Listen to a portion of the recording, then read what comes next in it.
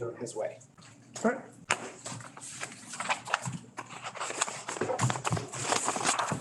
We only need 4, don't we? I think sometimes 5. We have to have 5. All right, welcome to the Shasta Regional Transportation Authority meeting for Thursday, April 28th, 2022. Can we have roll call, please? Good afternoon, everyone. We'll start with Board Member Commenti, Here. Board Member Rickert, Not here. Supposed to be right here. Jones, That's how I know. That's how I know she's not here. I read the name tag. Chair Browning, Here. Board Member Mazzano, Board Member Schrader.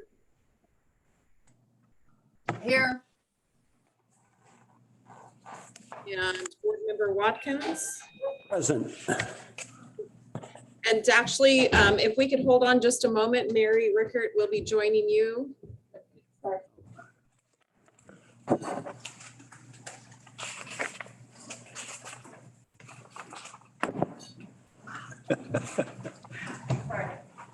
Sidetracked by a phone call. Embarrassing. For the record, Mary Rickert. Here. All right.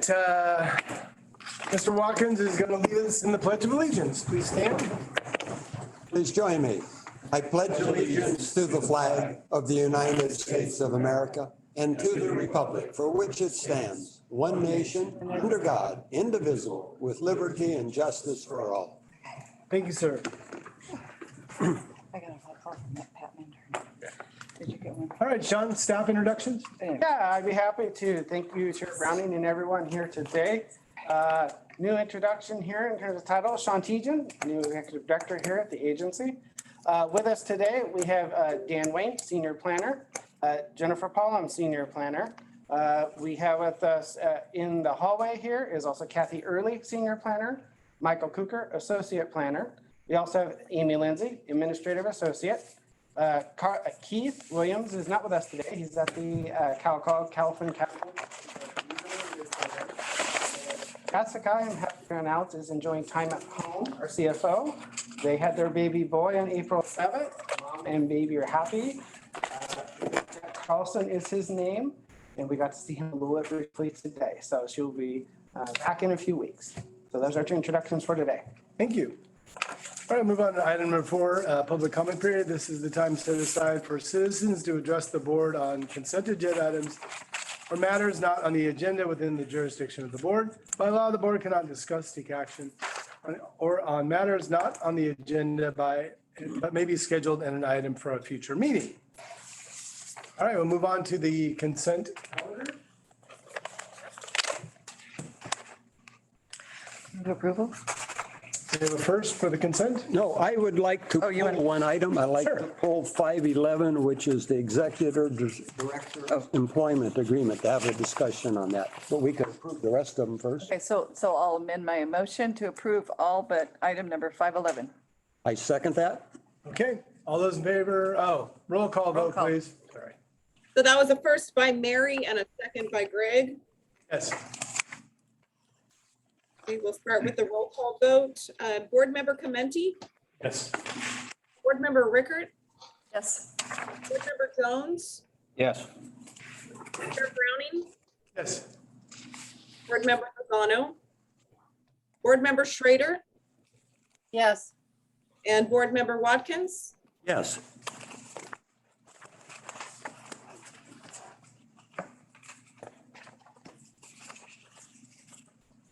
Thank you. All right, we'll move back to item 511, which was poll. Yes. Go ahead, sir.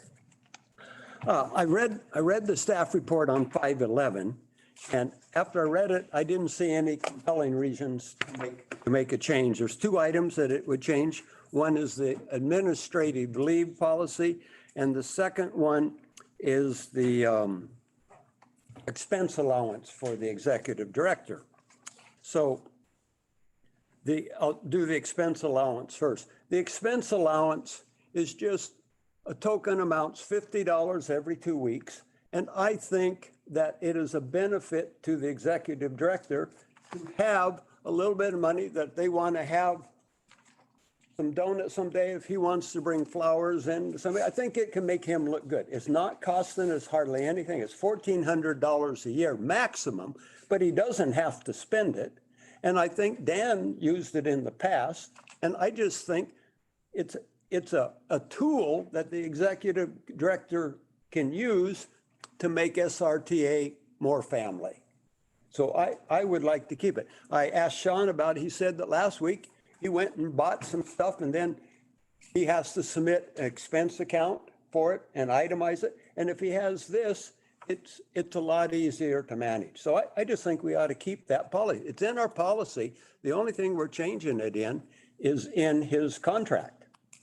We're taking it away, but we're going to have to come back and change the policy. So I just think we ought to leave the policy as it is and let him have that $50 every 2 weeks that he could use at his discretion for the benefit of the agency.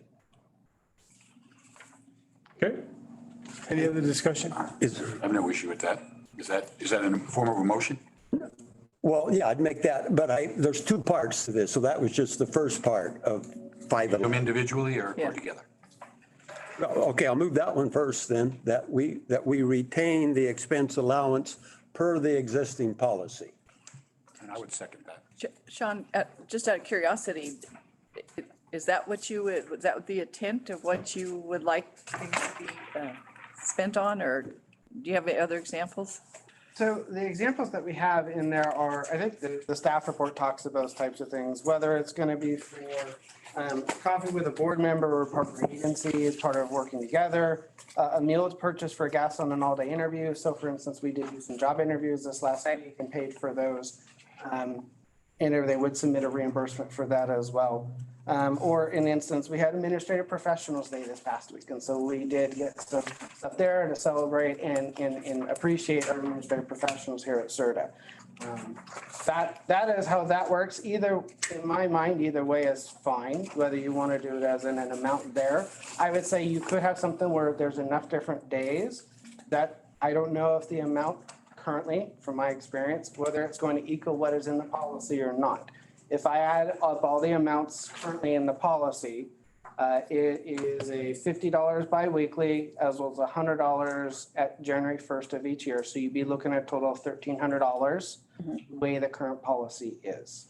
So whether or not that is the full amount of what the expenses would be, I don't know right now. Well, I have a question. So you don't fill out a monthly expense report now? We fill out expense reports when we do travel. So when we have those activities, other than that, most non-management employees don't typically have. But you're now management. So I'm now managing, yes. So that would change in that respect. And I just think, the reason I wanted this on the agenda was, I just think it's for transparency reasons. I think that it's good to have all of those expenses out there in the forefront of what we're spending money on. That's my reasoning. And if I may.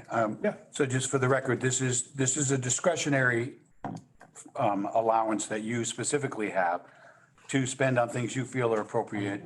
Greg's point about, can you get lunch for staff or donuts or things that would enhance work culture as well as other things you might do. But when you travel, that's a separate expenditure, correct? Correct. Travel is a separate expenditure there. Yeah, there for the expense allowance in this instance is specifically for legitimate business expenses, for morale, and for also other things related to when you're out.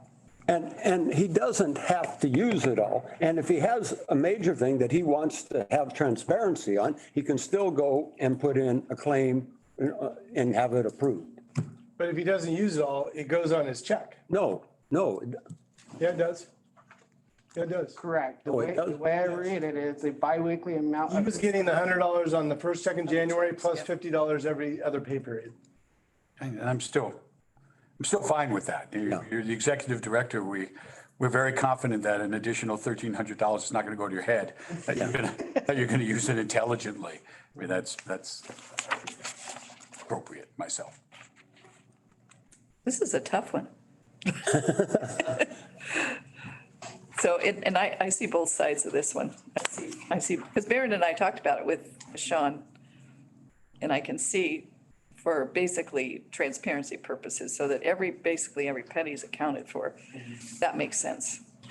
And I think that was the gist of where we were going. It wasn't that we didn't trust Sean's judgment and how it would be spent. It was just the fact that it would be accounted for. And that's the only thing we were thinking of.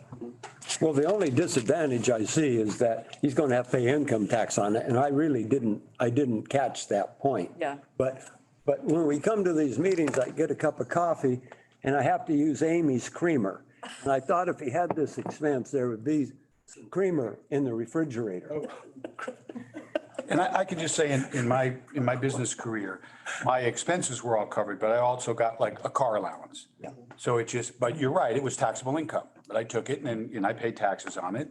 Even though I flew all the time and seldom used a car, it was a perk that the company gave me and I graciously took it. So, I'm comfortable with either way, but I think Greg makes a valid comment and I would really like him to have the cream he wants. I don't think that's too much to ask. So that's just where I stand on it. I think the documentation is in favor of transparency. I think that's a requirement. I don't have a problem with the money. I've looked at the staff. But yeah, we could just have creamer written out. There. Yeah, that's fine. And You're not talking nowadays, a lot of money here, people. as long as you don't buy the non-dairy stuff. Gotta have the real. And Greg mentioned flowers, so if you wanted to buy him flowers, that might help. I don't know. Whatever each person has that makes them feel appreciated. And then that way he's not paying taxes on it. Yeah, and like on this one, it's either way, on this one, when we talked about it and it brought up, either way, transparency, of course, as a government agency is a key important thing as well. And I agree there that we do that. So it's just make sure we account for it. We may have a thing where in the indirect sheet that we have for expenses, we may just have a line item where we generalize what we think it will be. And then of course, you'll charge to that. And that's a way we can also keep track of that on that respect. I do appreciate they have not, paying income tax on a small amount, or something that's for those other business purposes.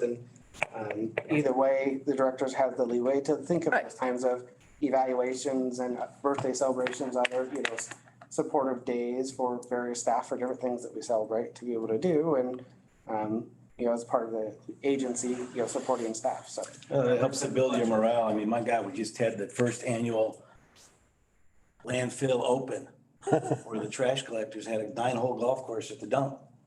It was a great morale booster. Yeah. Yeah. And this would be used for something like that. So it's not a big item, but it's something, we're changing it in his employment contract. Right.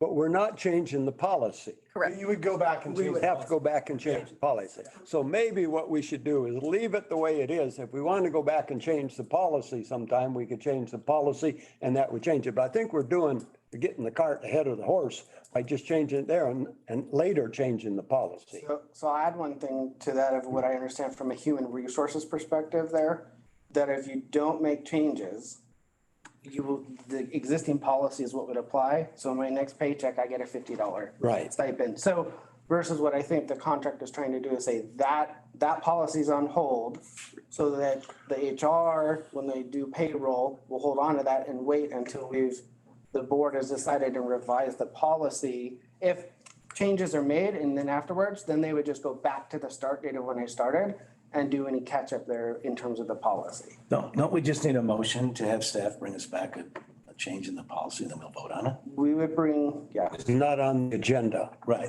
Yeah, we'd have to. Yeah, because you have to do this first, or his contract stays the way it is. Right. So you have to do the contract first and then change the policy. So I'm okay with Sean deciding whether you want it or not. I just wanted to bring it up because I thought it was a good point. I did not catch that you have to pay tax on it. So you just you tell me which way you would like me to vote. well, the pleasure of the board there in terms of that. If you're trying to move forward, the most conservative approach to take it would be to leave it. So that way it makes it easier for teamwork. Yeah. Then what would happen is we would come to the next HR policy subcommittee meeting with suggested changes, work with them on that, and then they would provide a recommendation at the June board meeting back to the full board for revisions. With that policy as well as any other policies if those come up. So you want to pull your motion? No, I think he's just saying that he said he would leave the policy there. If we want to change the policy in the future, he would still get $100 and he'd have another 50 he could use. No, so, no, what, if you leave the current contract as it is written here, that allows us to do that, allows us to put on hold the stipend issue. Between now and then, I can still submit reimbursements. I can Okay. submit a reimbursement for administrative. Okay, so you're saying you're okay with that? Because what I'm okay. what the, Makes him feel what okay. 4C says in the contract is, it doesn't apply for now, the policy be revisited. So whenever the policy is revisited. Okay. The board makes any other changes, if there's any impact, So you'll still be able to get creamer? yes, I can still get you creamer. Okay. And Amy Flowers? Then I will pull my motion, because on this one, I didn't care. But on the next one here, I want to discuss that one. And that's on the admin leave versus vacation pay. And I went and read all three of the SRTA policies on vacation policies, the employee annual accrual policy, and the management accrual policy. And currently, Sean receives 17 days of vacation a year, and he can accrue up to 51 days of vacation, because there's a policy in there that says he gets to, see, where is it? He gets 6.2 hours per pay period of vacation. I believe that is correct. Is that, I believe that's right, 6.2. 5.2. 5.2. And if we change the policy, instead of giving him administrative leave of 10 days, the staff report suggests that we give him 25 days of vacation pay.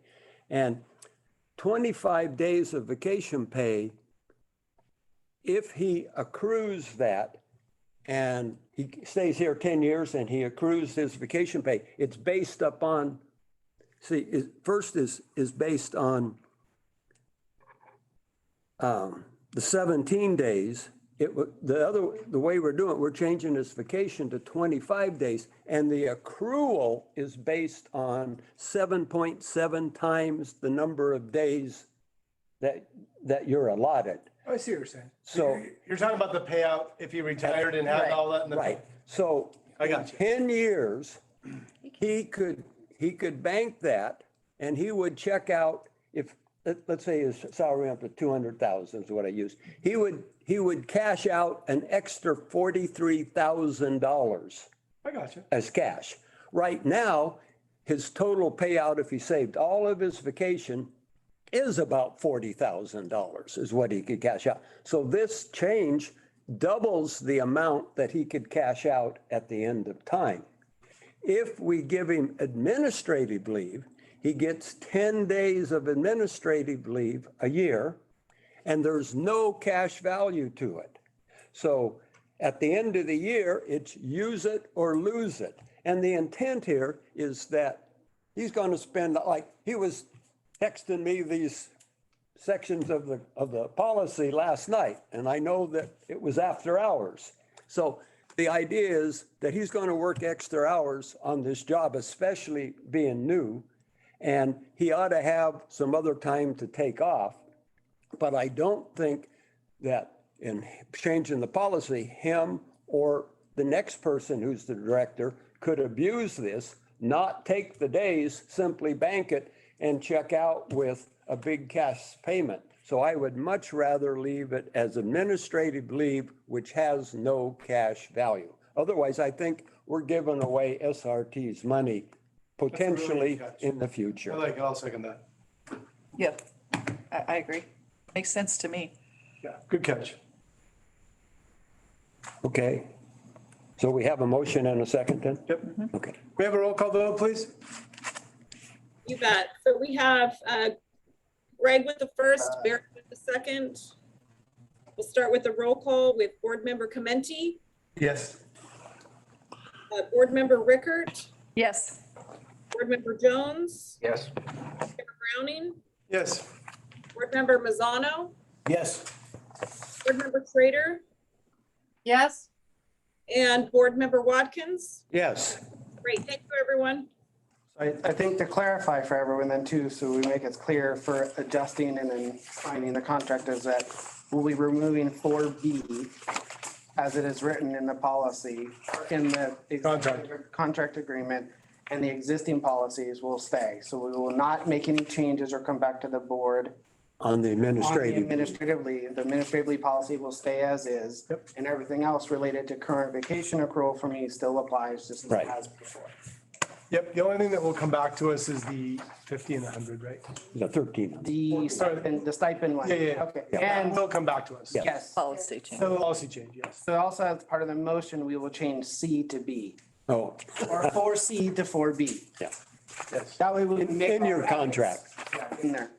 Did you catch that, Amy? We're not worried about that. Sometimes like on our agenda, we leave out 13. Well, I have to pay attention and make sure everything's all lined up. So did you catch all that, Amy? Yes. Okay, so we'll make those amendments and bring that back then to legal and for Chair Browning to then sign. Awesome. Doing your homework there, Greg. Well done, Greg. Well done.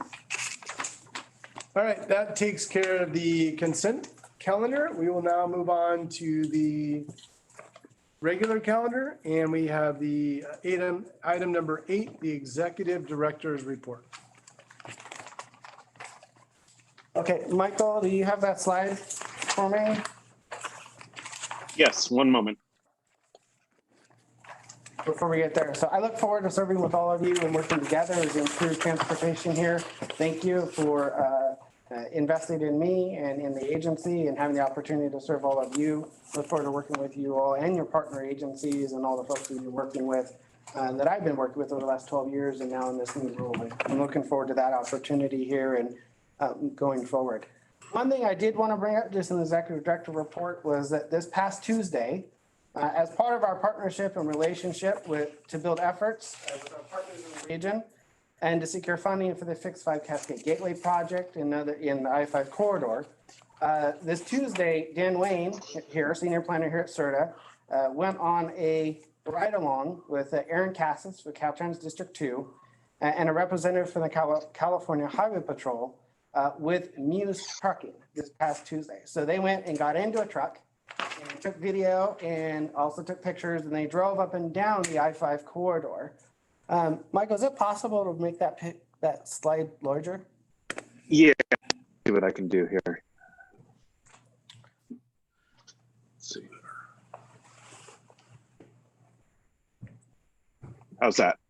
That looks a little bit better. So here's just some sample pictures that were taken during that time in which they got to go and kind of get a perspective from the truckers about, what is it like to drive an I-5 corridor? What challenges and needs do they have? It was very helpful because it provided that firsthand perspective, the challenges and needs, while also helping us consider as we move forward how to inform our project development with our regional partners and grant applications as we consider solutions for Interstate 5.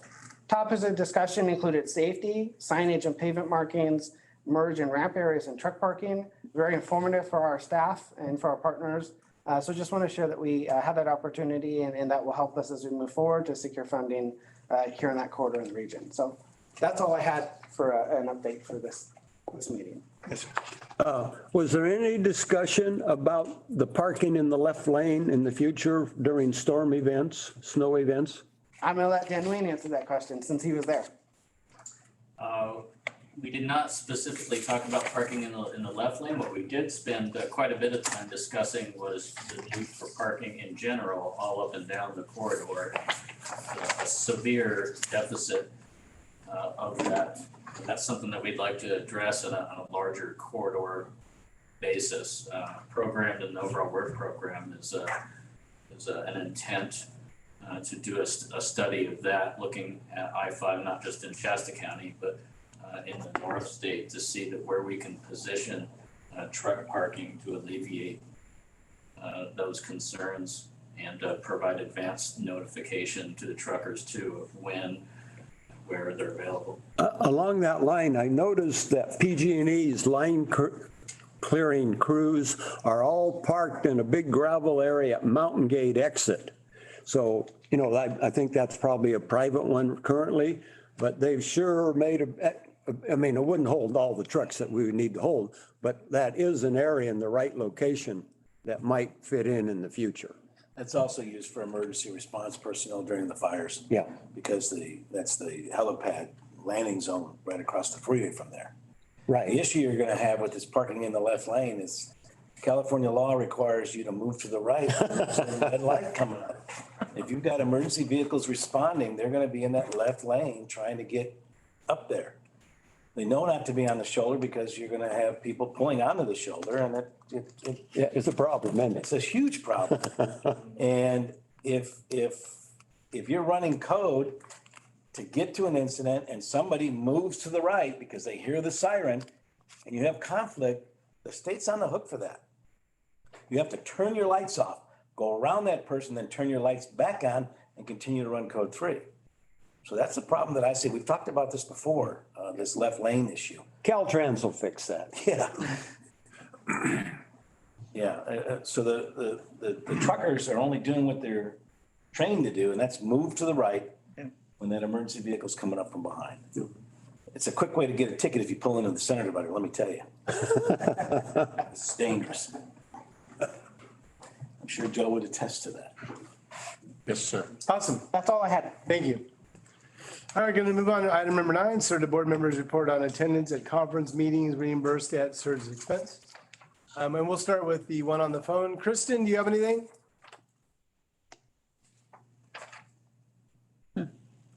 Apparently not.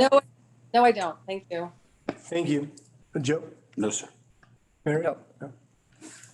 No.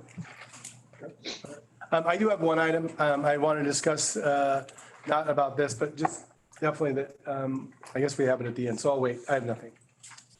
All right, we're going to move on to item number 10, approval of the fiscal year 2022-23 annual transit needs assessment, unmet transit needs recommendations, and Transportation Development Act TDA budgets. And for that, we have Jennifer. All right, thank you so much. I'm gonna wait for this to come up. All right, thank you, Chair Browning, members of the board, any partners in the room or on the Zoom call with us, and any members of the public. I appreciate your attention to this item. This agenda item 10 is something we do annually. It is a process that is required, and it involves an annual transit needs assessment. We're wrapping that up today, as well as adopting the unmet transit needs recommendations. That information was presented to the board in February, and we're bringing it here to finalize it today. This leads to the adoption of the Transportation Development Act, or TDA budget. And all of this is required, again, by law, to use any TDA funding on non-transit purposes. If you can go to the next slide, please, Michael. We've got 6 recommendations, and I'm going to try to take these out apart in chunks of 3, so we'll hit those first 3. Next slide. Show those to you again at the end. The first thing that we're going to touch on is the Social Services Transportation Advisory Council's review of the transit needs assessment and their unmet transit needs recommendations. In short, they concur with staff. We'll come back to that in what the staff recommendations are. The second part is to adopt or approve the annual transit needs assessment, that middle picture there. And then the third thing out of that first group we're going to deal with is the unmet transit needs recommendations, which I've broken up into 4 parts: analysis, any new or expanded service, short-term and long-term goals. You can go to the next slide, please. We've got something, we've addressed this last time in the last meeting in February. We have a problem right now with ridership and fare box going down, but costs going up with the rapid transit system. And so with that, we've also at the same time got quite a bit of money coming into the region for transit only purposes.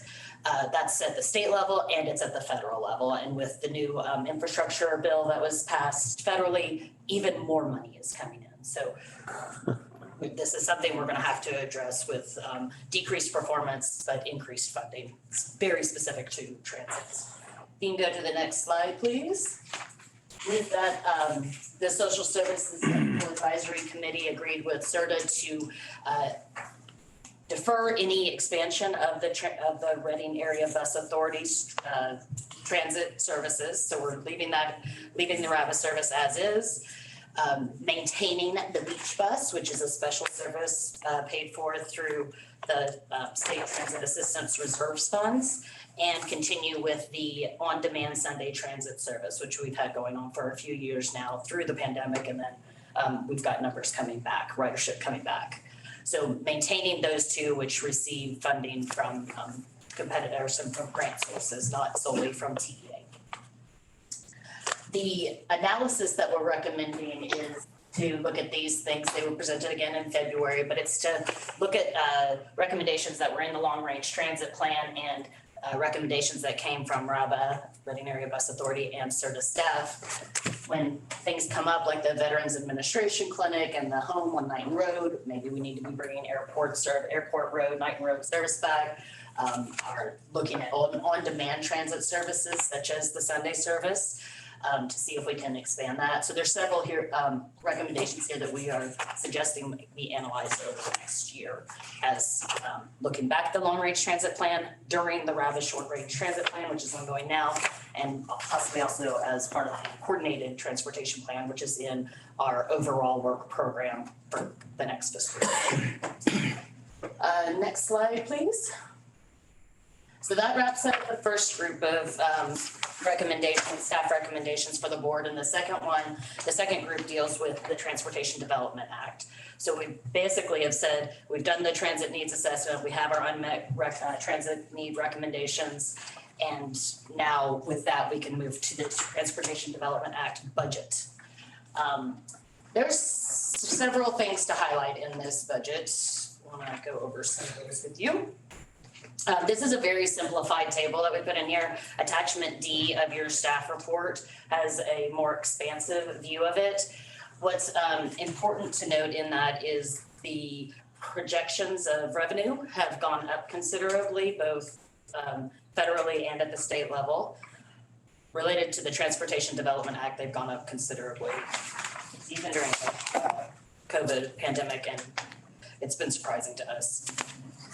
Let's see, the federal COVID relief funds are also assisting transit operations. So there's leftover state funding from that. So we're seeing additional state funding. Both the cities of Anderson and Shasta Lake actually have a credit of federal funds for transit purposes that we're carrying forward. So they're not using any state funding on transit, those two cities, and they've got extra federal funds. So like we've got plenty of transit funding in different, broken up into the different jurisdictions. Reading right now is the only one that is paying a portion of their local transportation funds towards transit. So Jen, is the 612,000 for the city of Shasta Lake? Is that the total amount including the carryover or? Yes, City of Shasta Lake. Carryover, I think you mean by the true up? The true up. Yes. So that is what will go to the auditor controller this year for payment for streets and roads. So what Board Member Watkins just suggested, I think I got called out on that last time. Sorry about that if I called anybody by name. We all have names. You can call me anything you want, I don't know. Well, I have Just anything. Okay. Call me a- Board Member Watkins is referring to the fact that we are always, these are projections, it's 22, 23, we're working off projections of revenue. Plus, we're looking back 2 years to our audited numbers from 2021, and we're making them true. It's always based on projections, and then we're truing it up. So the numbers you see here include trued up numbers from 2020 and 21. Let's see, we've got over that lower right corner, the 9.9 million, that's coming to the region for streets and roads. That's just from TDA funds. It's a really high number. We've got charts in the, put some charts in the staff report for you to take a look at. But the numbers for streets and roads are going up. All right, go ahead. You're with me there. So then we got to figure out how to delve them up between the county and the three cities. That's actually here. They add up. So what you have here, with the 593, 4.9, 612, 3.7, those add up to the 9.9 million. That's the distribution right there. How did we get to those numbers? Well, the city of Reading must have more miles of road, do they, than the county? Yes. And it's also, it's based on, the TDA budget is based on Population. population, and it's an 80-20 split, which is explained in the staff report. It's 80% based on the Transit services. 20% on the transit service in the area. So transit hours that are in the area. The other thing to notice is that SRTA's amount for SRTA administration is up to just over $1 million. Historically, that is, my time here has been 600, 650, 700.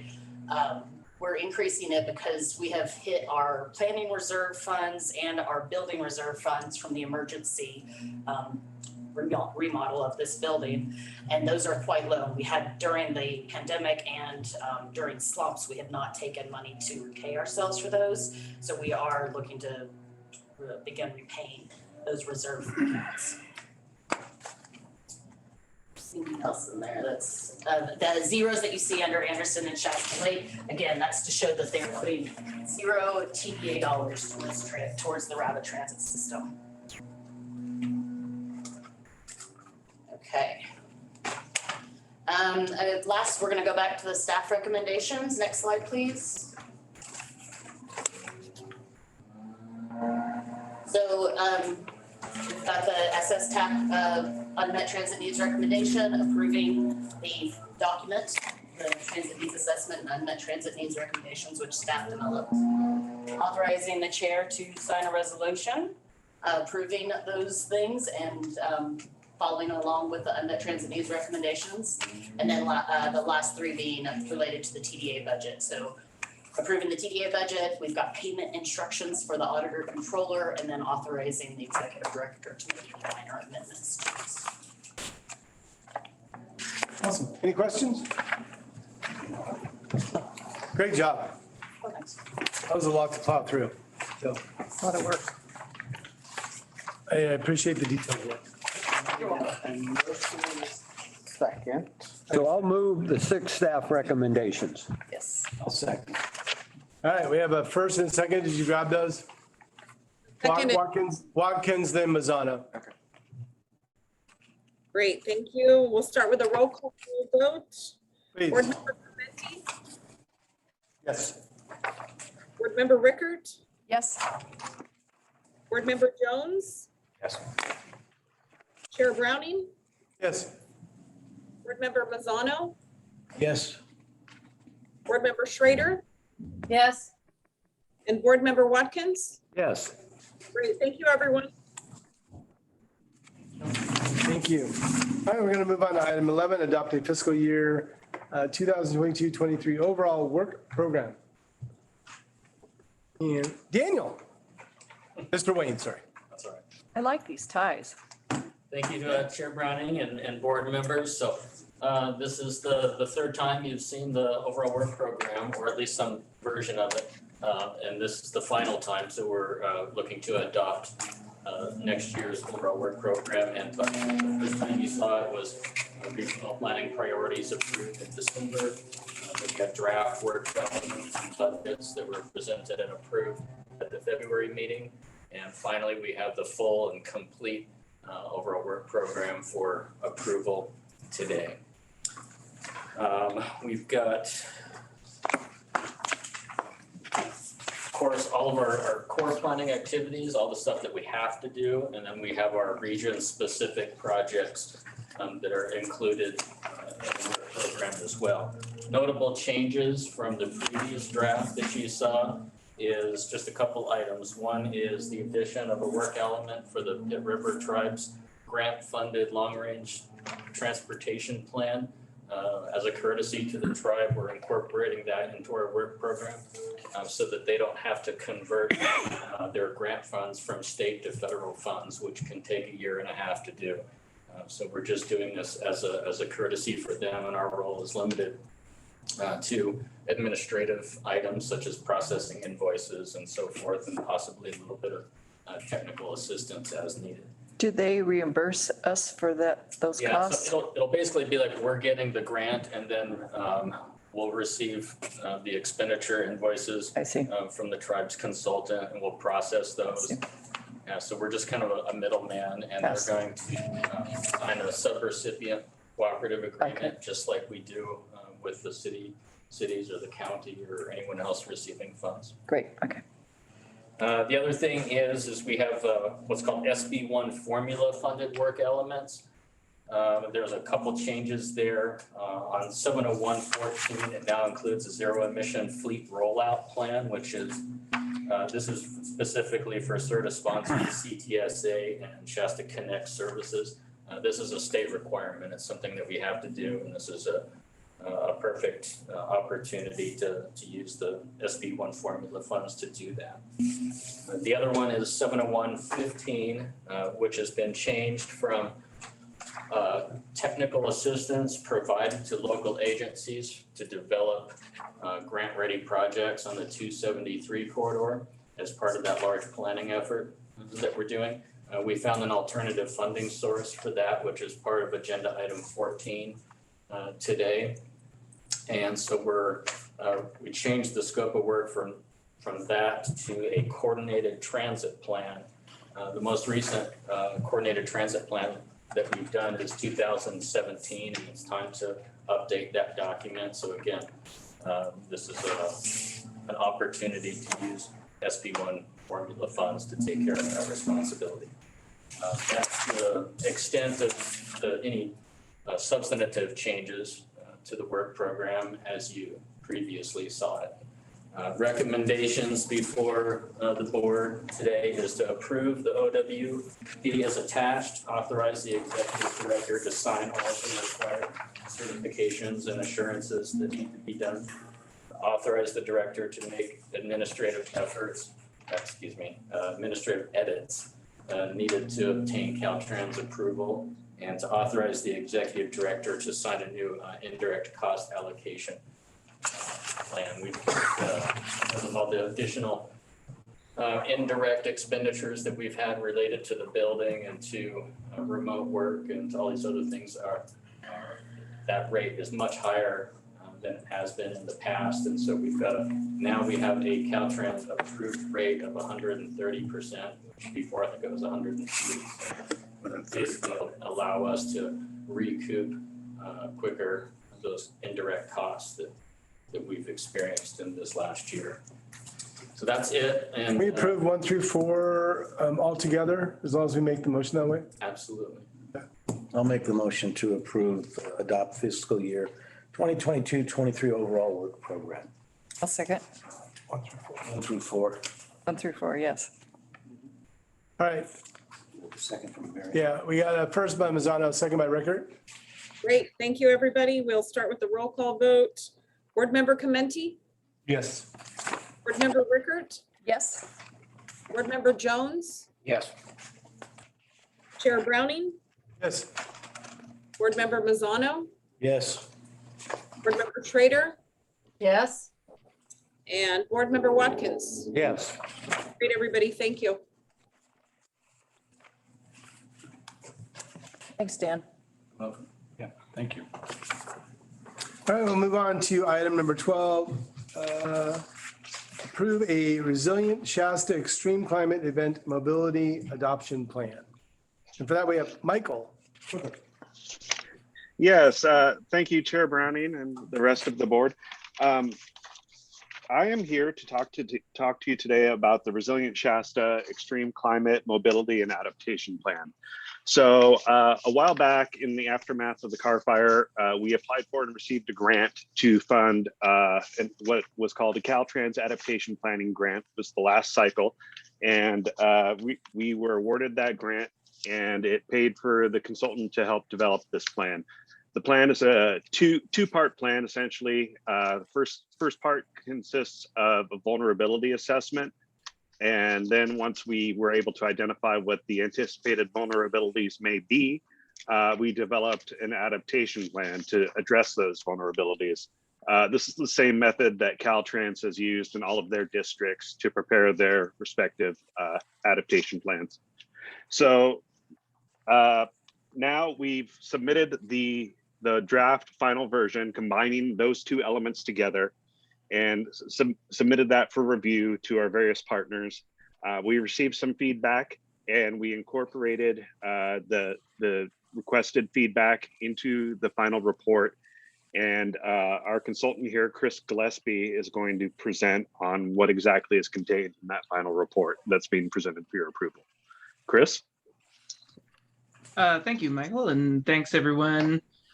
While I share my screen here, this is the third time I think we're presenting this in front of you, and not much has changed since the last time, so I'm not going to go into great detail on the material that we've covered already.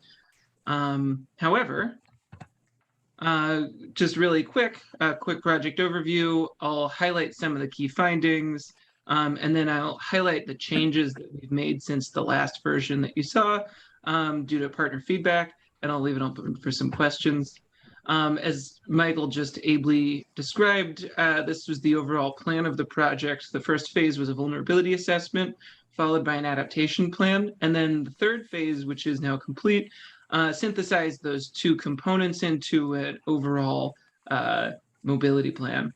That incorporated the final stakeholder feedback, and we made some final recommended adaptation strategies. So just to go quickly back over what the vulnerability assessment covered, there were 6 key vulnerabilities that we highlighted. And then in the report itself, there's substantially greater detail, including maps and different projections under different scenarios and timelines.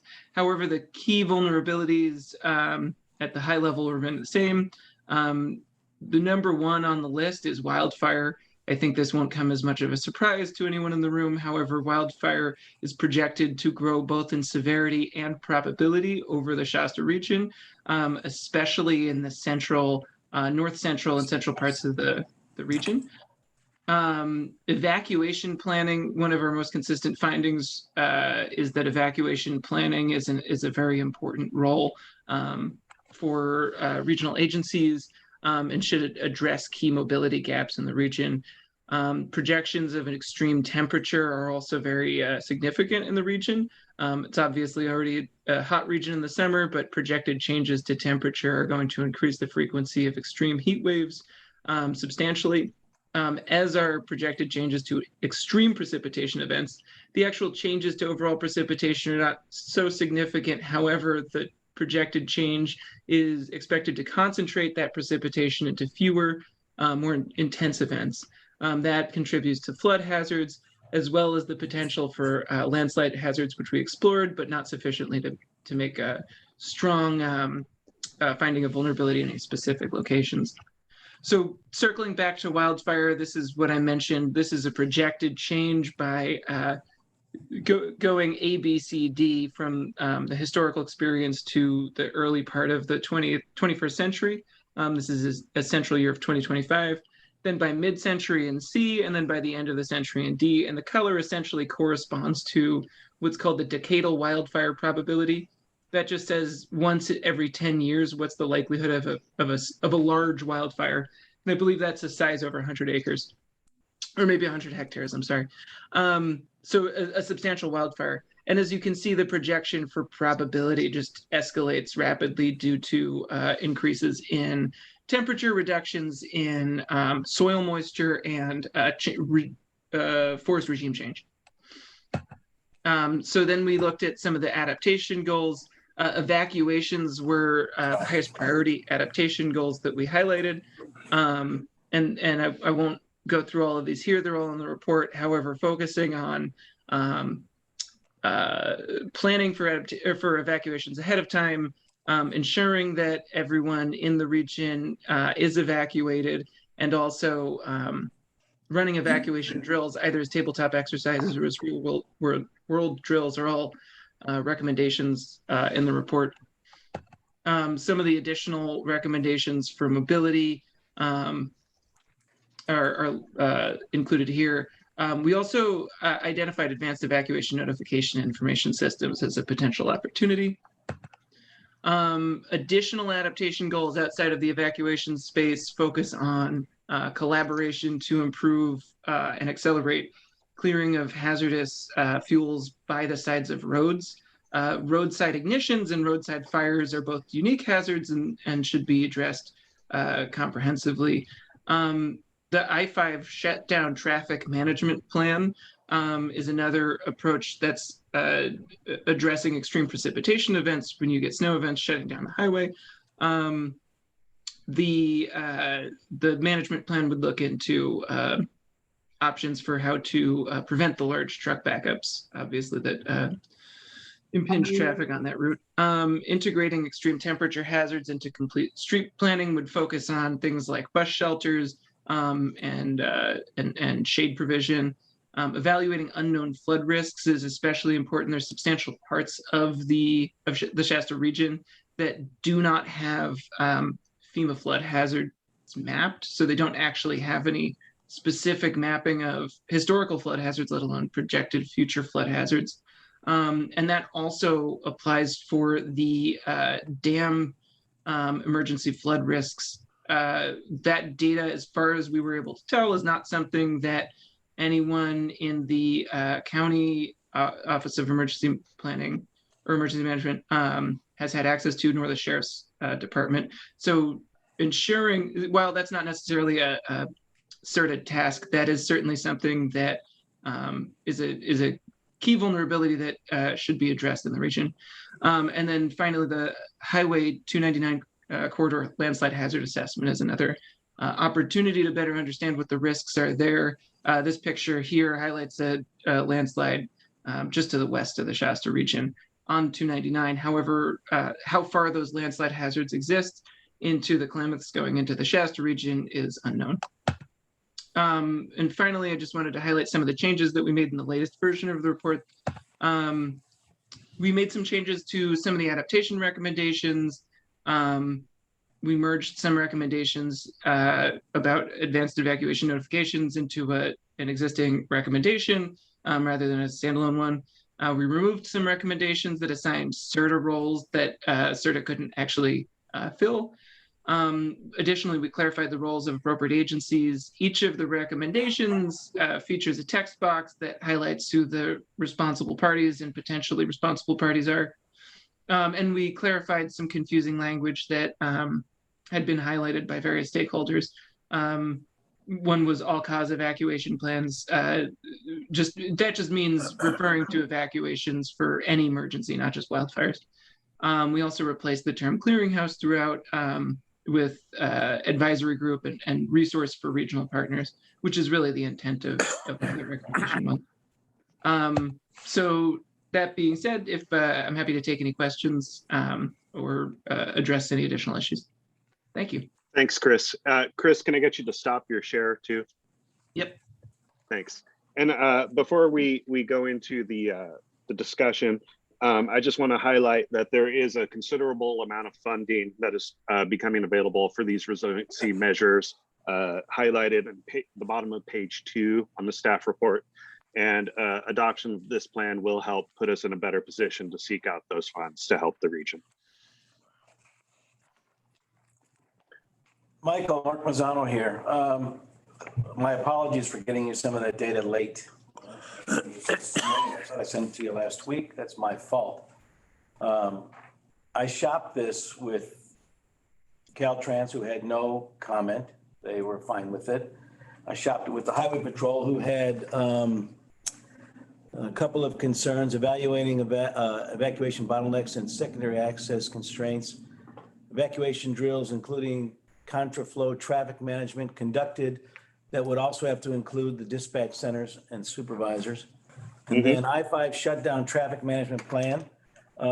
They have Operation Snowflake in effect, and they do have an annual meeting in place and they'll share that information with us as necessary. Terrific. I received no input from our county sheriff. I can only assume, and I hate to do that, that they didn't have a lot of concern with it, as did our law enforcement in Reading. However, there's quite a bit of experience with the car fire and the evacuation that took place on State Route 44, which turned into a parking lot. And then from the city of Reading, I gave you 2 sheets with substantial bullets on the issues. And I think the biggest one that concerns me is on the RMAP E1, the section makes assertions that current evacuation planning does not address key mobility gaps, including those for vulnerable populations. That statement can be a liability post-event. I know that RABA has a list of people with special needs, and that's going to have to be factored in there. And you've read the bullets that I sent you, and, Yes. and I don't have and we can send them out to the rest of the board members, a concern over them, other than every time we talk about post-incident liability, to saddle the city of Shasta Lake and or Anderson with some of this requirements that might not be within their financial capability, could perhaps open them up to post-incident liability. And that's a concern. And I know that we softened it up, but I still see it in some of the document. And I think if we just address that aspect of it, we'll probably fly this right through, and you've got more money coming in to make this happen. Yeah, we do. We are in a constraint in that we have already requested an extension for this particular grant once. We do have a little bit of leeway in that we could incorporate the changes if so desired and present to the board in June. But our extension closes on June 30th, so that wouldn't give us much room for any sort of margin of error or crisis scenario that would delay that. Well, now, correct me if I'm wrong. When I met with Dan Little and you over this, we sent this out and didn't really get that much of a response initially.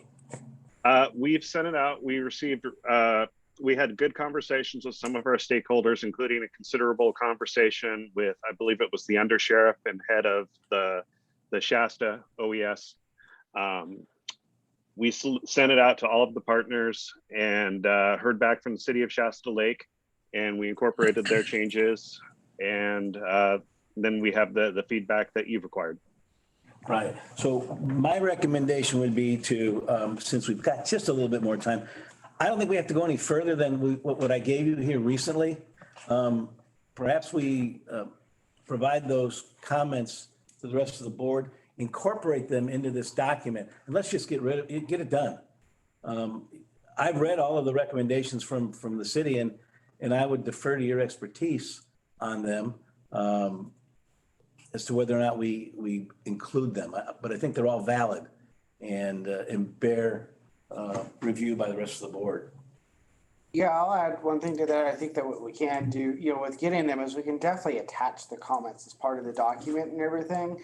We also have a little bit of time before it's due, so we could do one more once over to see if there's anything that glares out that we can just administratively, double check in with the comments received. But I think definitely what we can do is an attachment to the entire report. And that would work. We have those comments in there, and that then gives us guidance as we move forward and as our partner agencies and everyone work together as when they want to take the advantage of using that plan and say, here's where we started to go then get money for the different jurisdictions for a project that comes out, we'll be able to have all of that included as part of the record. And I don't, and the discussions I've had certainly with the acting head of the CAL FIRE and certainly with Reading, I don't think, once we include these, Michael, I don't think we go back to them. This is all they've asked for. And when you read them, they make sense to me. So, and I'm just a retired cop, but they make sense. So I wouldn't say that we need to go back out and shop this again. Okay, yeah, definitely we can do that. We can add it as one of the final attachments that we have and recognize these are additional comments we received and incorporate it all into the final deliverable. Yeah, but I would also ask that you submit these comments to the rest of the board. I can do that. So that they can, we're all on the same page. All right. Okay. Yep.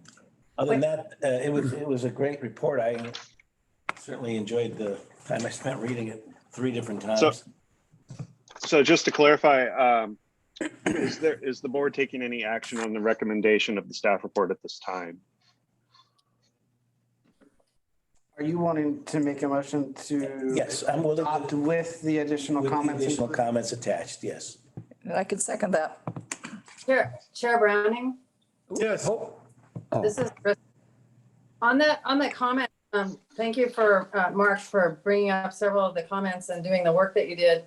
On a couple of the comments that were provided by our Public Works Director, if I could ask for a clarification on, for example, on the second page, the RMAP T2-3 fleet management comments, how would we, if the proposal is to adopt the recommendation with this attached comments, how do we incorporate the concerns that are raised here in the actual this implementation of the plan? Well, in looking at that, I rely on the agencies to maintain their equipment. I mean, and I don't know that it's CERTA's responsibility to make sure that they do that. It's just, that's their business and that's what they do. So what we're seeing is that we're just clarifying what we think should happen, even though it might be a little bit different from how the report is written. Is that what we're saying? Right. Yeah, and I think, Kristen, what we're saying too is that as part of the report and the final delivers included, that all of those comments will be incorporated as part of the final report and what's presented. Okay, all right, well, I appreciate that, these comments were shared with the board and, that there was some diligence on part of the city and board member Mazzano. So I'm agreeing with it. I just want to make sure I clarified how that was going to be treated. Thank you. Thank you. I'm just going to make a comment. When this first came up, I questioned that or made the observation, this is all based upon increased temperatures coming along. So all of these findings are based on increased temperatures.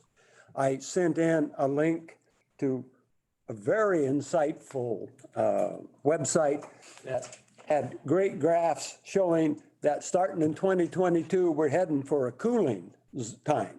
So that may be true that it's cooling, it may be true it's getting hotter. But I agree with the findings on wildfire, evacuation planning, and flooding. But like flooding, you don't have to say temperatures are going to come up, so we're going to have increased rainfall. All you got to do is look at 73, 74, the flood down the Sacramento River. You got to look at the 64 flood on the Klamath River. And all you have to do is say, history shows that we can have severe weather and we need to be prepared for it. So, and then wildfire say it's going to get hotter. Well, I think the car fire shows us that we don't need to have anything else other than the car fire in our background to say we need to do better. And as far as evacuation, the city of Shasta Lake during the car fire, we had a parking lot, not only where you mentioned on 299, we had a parking lot on Oasis Road, Lake Boulevard, Pine Grove Boulevard, and Shasta Dam Boulevard. And when you look at that, the solution that the city of Shasta Lake is doing, we are spending a lot of time clearing back 100 feet or 50 feet from the side of all those roads so that if it becomes a parking lot, we don't burn up people like they did in the Paradise fire there. So I would like to see the place we're not getting it cleared along those routes is on the private land. And if we could have some money that went in that we could direct and say, we will come in and clear these private ones for free, then we would get those whole corridors cleared.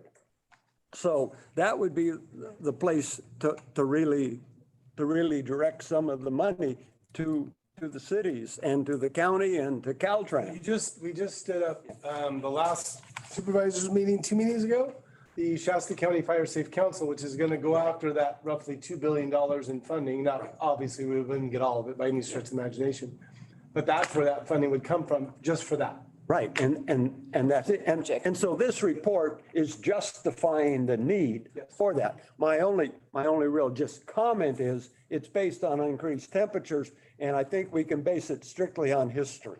I agree.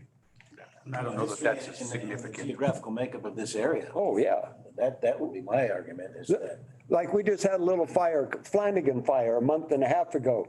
That burned a hillside before Caltrans was even ready for a fire. They didn't have any air tankers up there, but it burned an area that last burned, as far as my research goes, before 1850. So that brush had been there for 170 years and it burns hot. So that's all you need to do is look around here and say, we have a lot of, high density fire danger where the High fire. amount of fuel per acre is huge in the tons per acre. Anyway. You have to convince me. Biomass.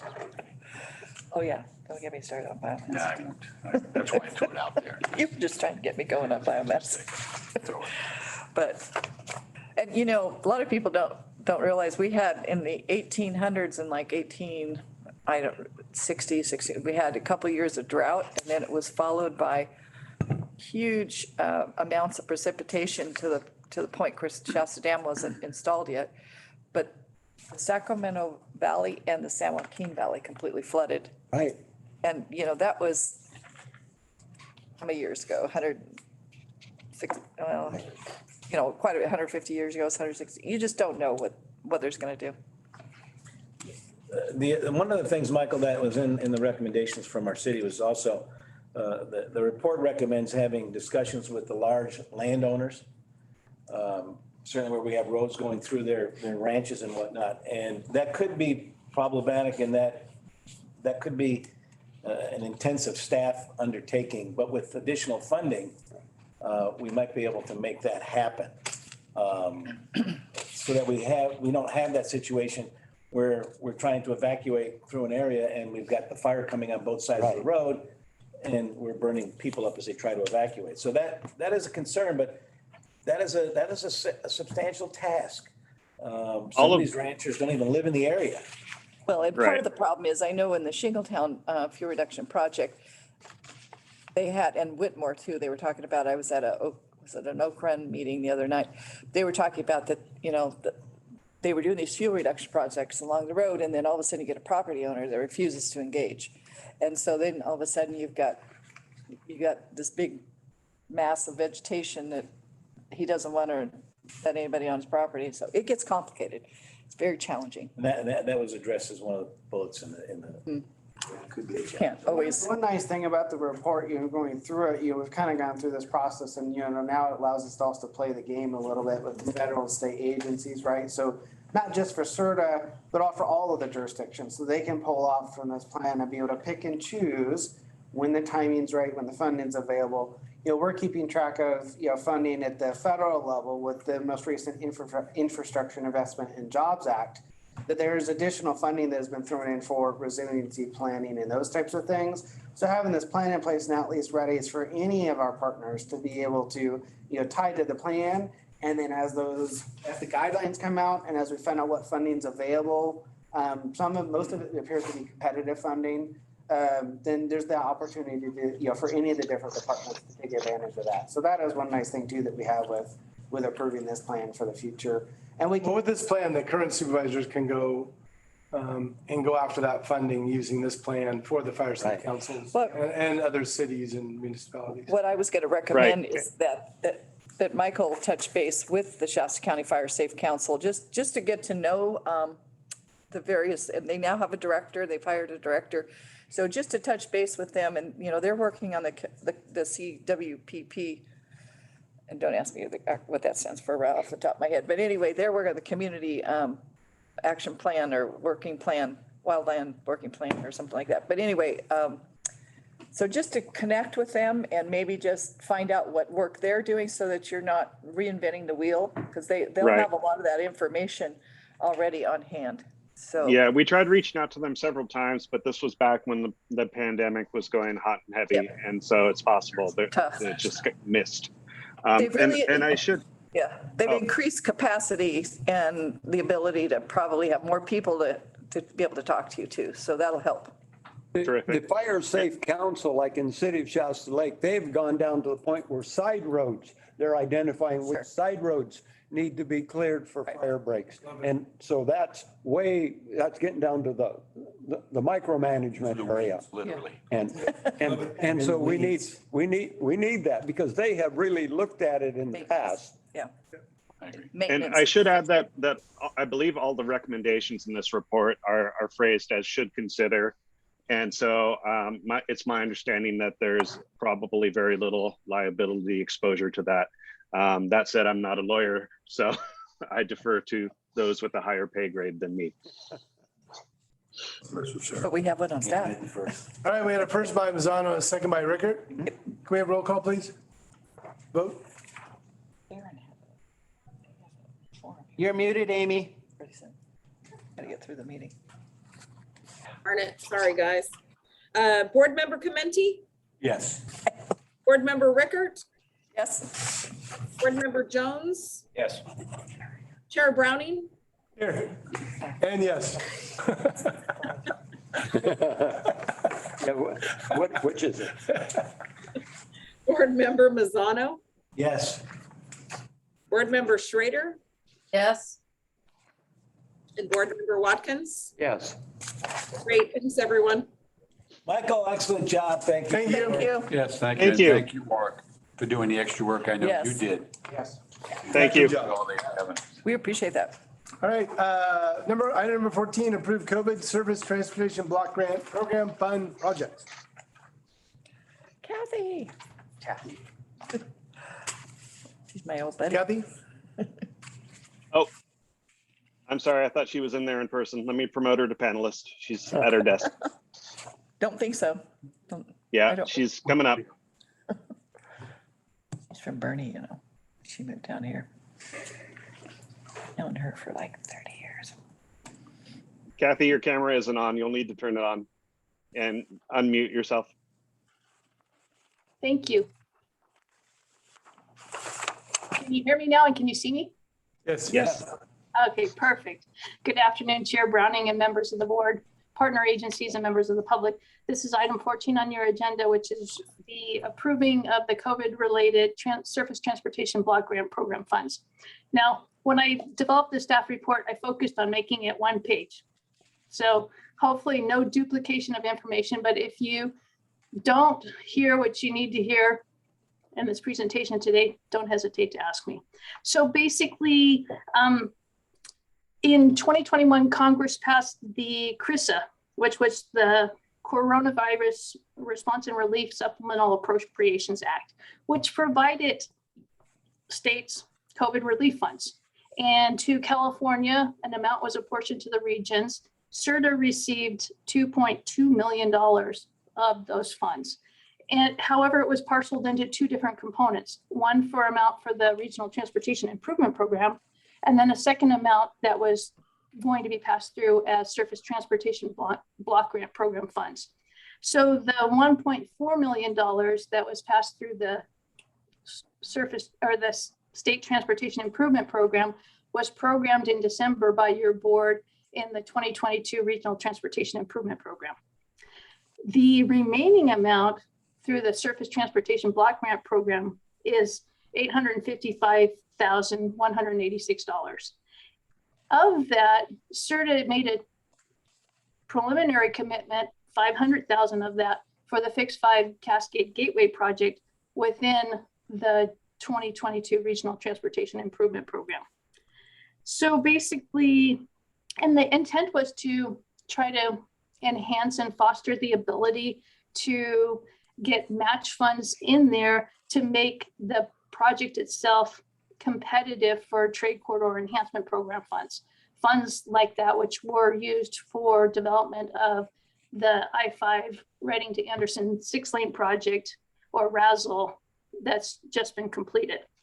So right now, SRTA staff is recommending that the board officially endorsed the $500,000 commitment of these funds to the Fix 5 Cascade Gateway Improvement, project, as well as taking the remaining $355,186 to use to hire an on-call engineering consultant to assist with developing projects within the region. And particularly, I think Dan Wayne, in an earlier presentation, he mentioned for like the State Routes 273 project, maybe active transportation program projects and the like. And so from my understanding is that this was approached with the CERTA Fiscal Committee, and basically the CERTA Fiscal Committee said, sure, let's test this type of assistance, having an on-call, engineering consultant available.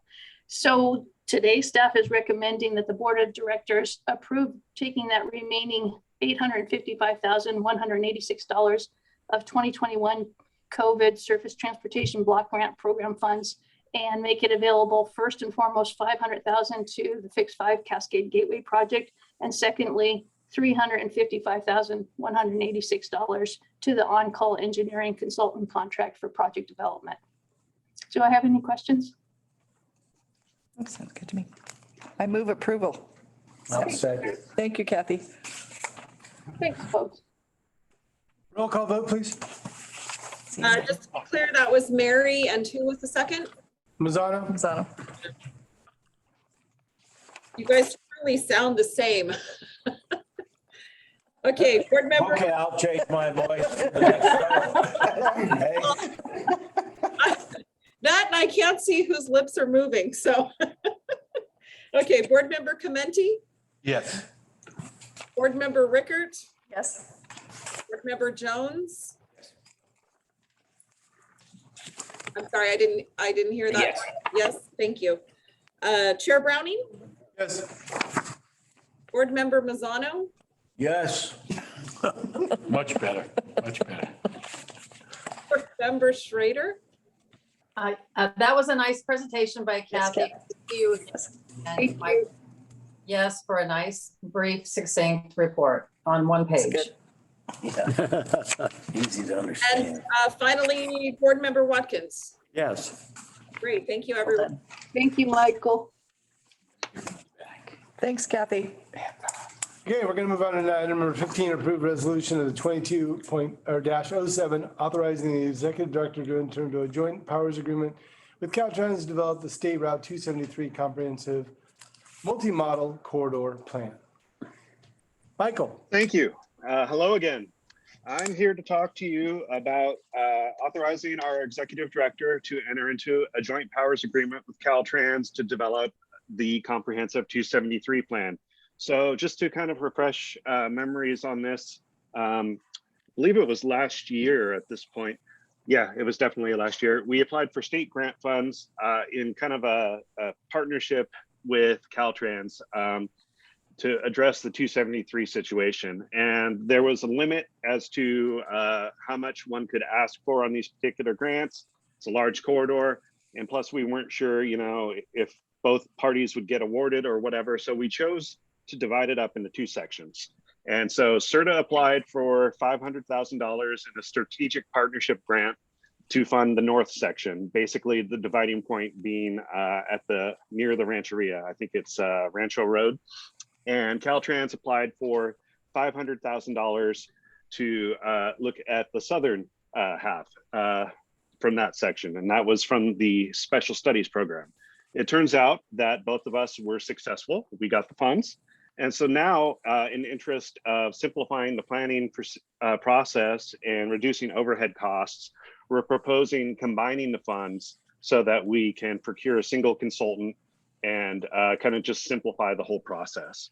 So this JPA essentially is taking the $500,000 we were awarded, the $125,000 that we were required to provide and match, and the $500,000 Caltrans was awarded, and combining it. And SRTA would essentially be the lead on this effort, with Caltrans right behind us, providing review and support and that sort of thing. So attached to the staff report is the near final draft of the proposed joint powers agreement. Has a few components listed here. The recitals essentially saying why we're doing this. A section clarifying Caltrans roles and responsibilities. Section clarifying ours. Description of the funding sources. Specifying the invoicing and payment procedures. Defining legal relations and responsibilities, and some indemnity provisions.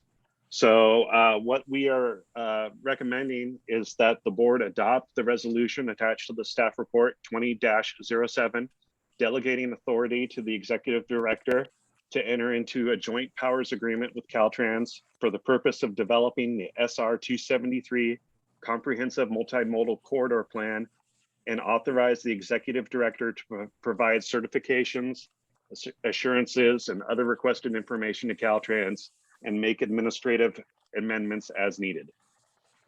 Awesome. Thank you. Any questions? Thank you.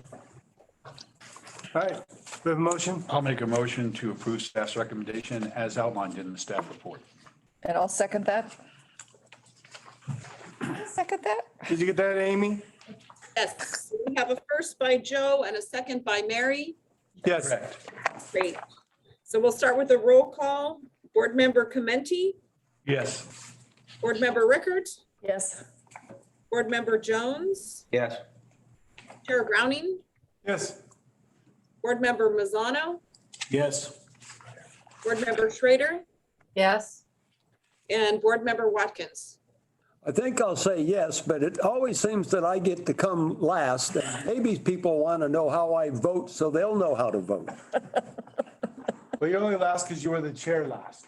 Oh, is that why? Yeah, It's because it's rotation. what, But I don't for know. Watkins. I'll remove Hold my on. first, Anyway, I'm making it up as I go. and I'll remove my first position so that, well, maybe we could do it reverse order. In grammar school, they always lined up. I was always at the end of the line. It just wasn't fair. that was always in the beginning because I was. I know it. I'm fine because I'll be comfortable with that. I've always been in the middle. Just something for Amy to think Well, of. it can be alphabetically because currently I'm B, so I would come before. Yeah. It's true. Come in, Dave. Here we are. You're doing a Anyway, great we job, Dave. digress. We're gonna move on to item number 16. 40 years later, we're trying to solve a grammar school. 50 or whatever. Damage that grammar Well, school. obviously, it's still a motion. I'll We want to hear explain. them out.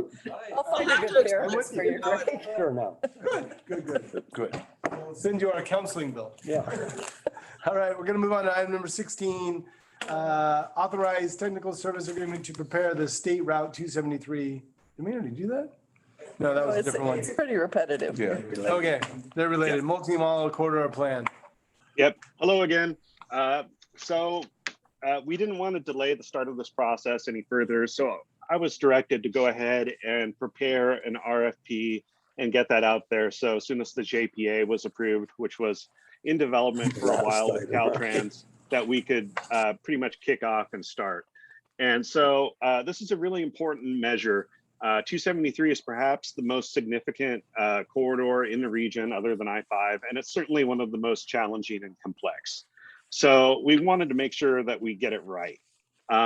We started developing the RFP with a couple of general goals in mind, and that's to have strong partnerships with the local jurisdictions, to allow for extensive community engagement as part of this transportation planning effort, to address the issues on the corridor and the challenges, not shy away from them, and to set the stage for transformative improvements. The goal of this effort is to have a list of projects that we can just turn around and start applying for funds on, that have the projects in a short, medium, and long term.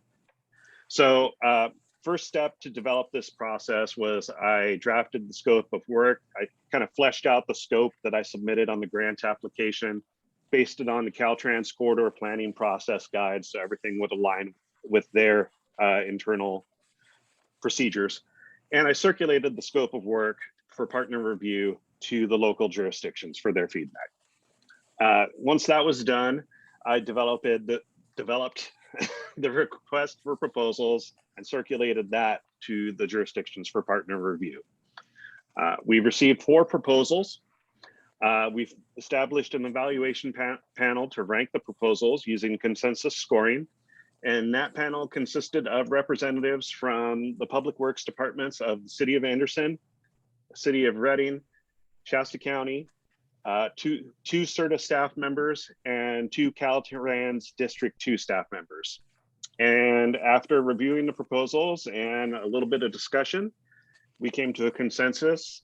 We're recommending that the contract be awarded to GHD with their cost proposal of $869,000. And the reason for that is based on their experience on similar projects.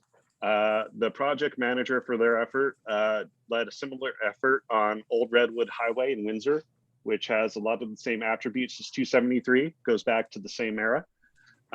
Their familiarity with their region, they've worked on some other projects for the local jurisdictions, and their proposal had the best understanding of the plan's intended scope and its potential to make really transformative change in our region. So the staff recommendation is that the board of directors authorize the executive director to execute a technical services agreement for consultant services to prepare the plan for an amount not to exceed $869,924, contingent upon the fully executed joint powers agreement between SRTA and Caltrans. So we can't award this contract until that JPA is finalized, and authorize the executive director to make minor administrative amendments to the TSA as appropriate. Awesome, thank you. Any questions? Awesome. We have a motion? I'll make a Motion to approve.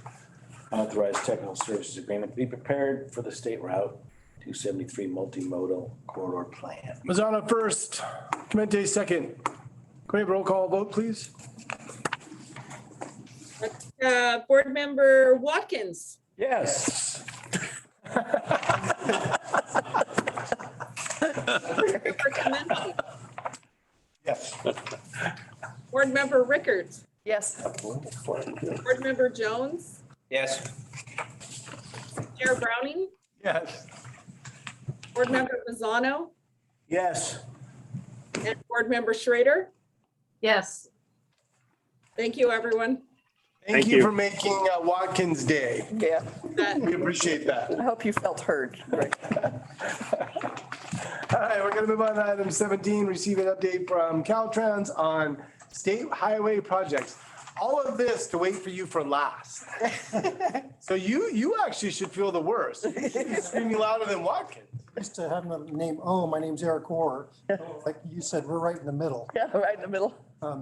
I used to be an L in No. my maiden name, so, LMNOR. yeah, I was right in the You middle. guys recognize that picture? I do. Yes. That's back basically 3 years ago.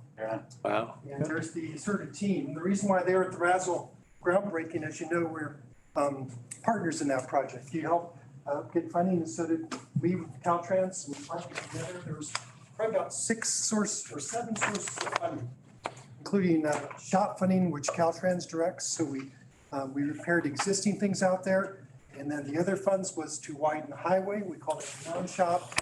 And together we got the whole project done. We knew it would take 3 years back then, but we knew that that would go by slowly and nothing would happen in the world between then and now, right? We know. Nice to hear.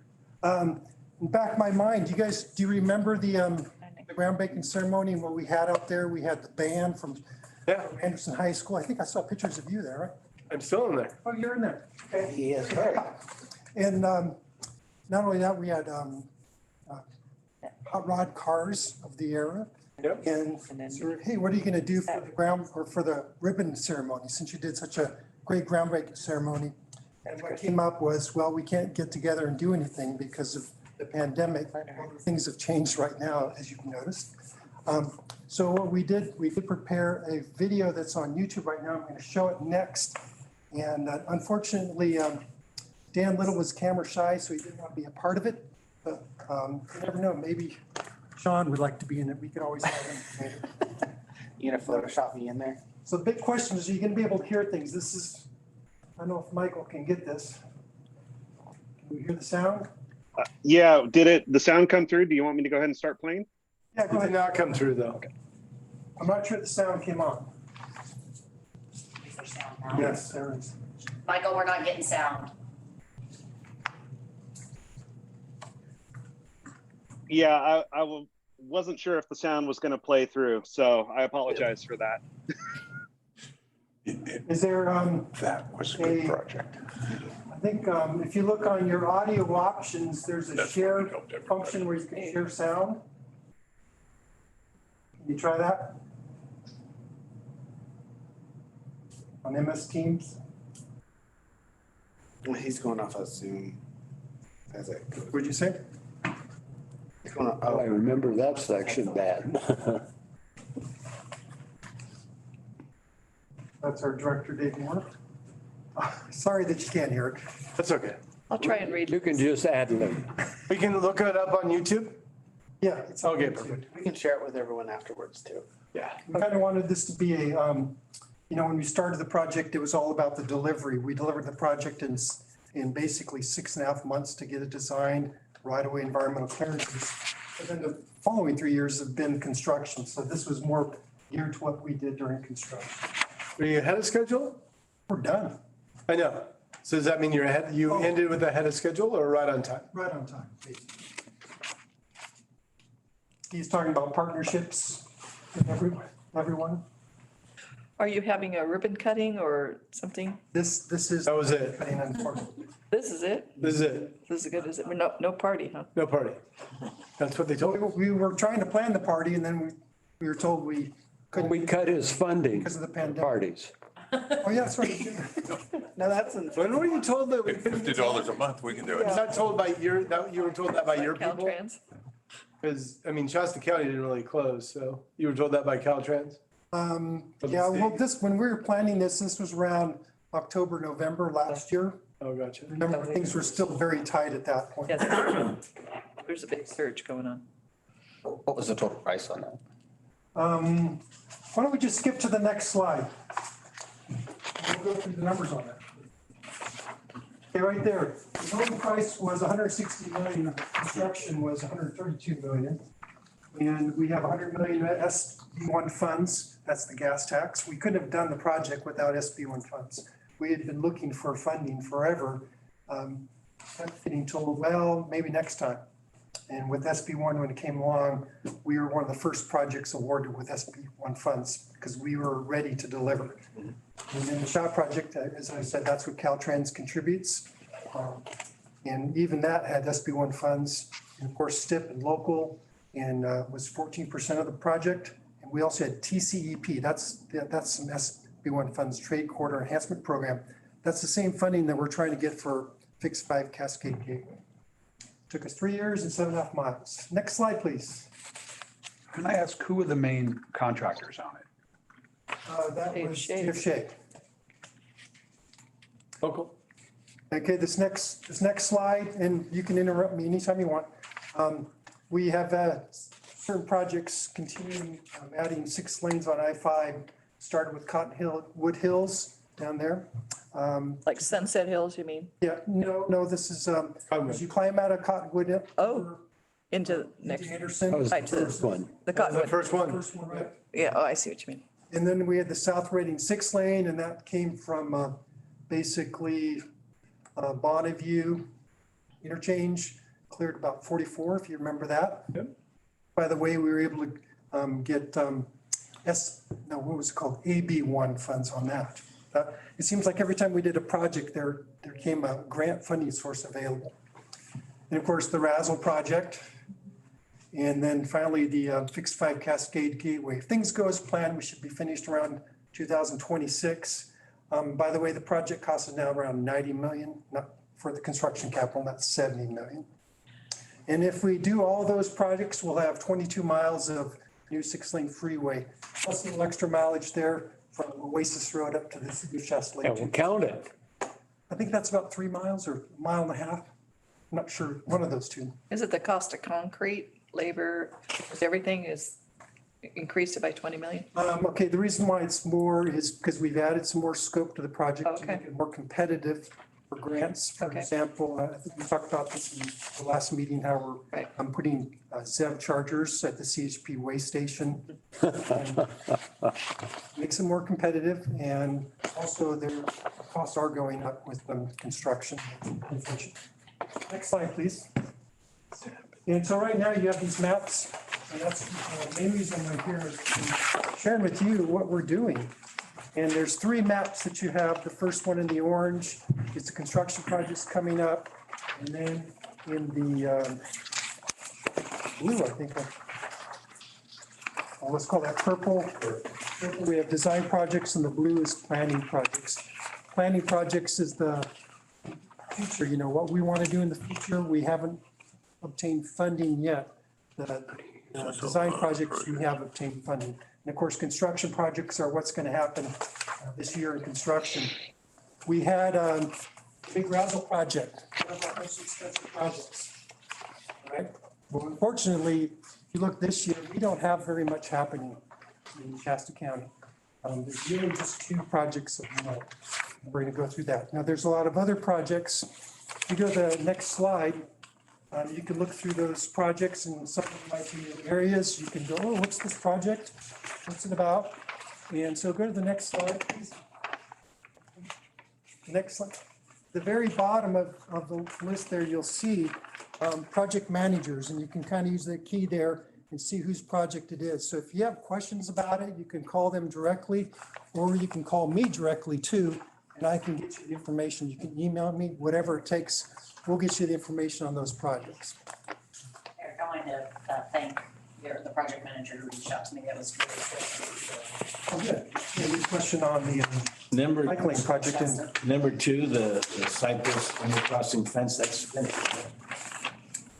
number 2 in construction Construction.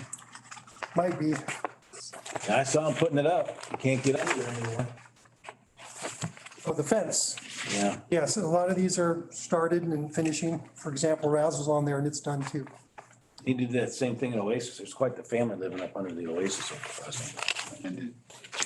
So which one is the Hilltop to Oasis on here, which I can't hardly read it?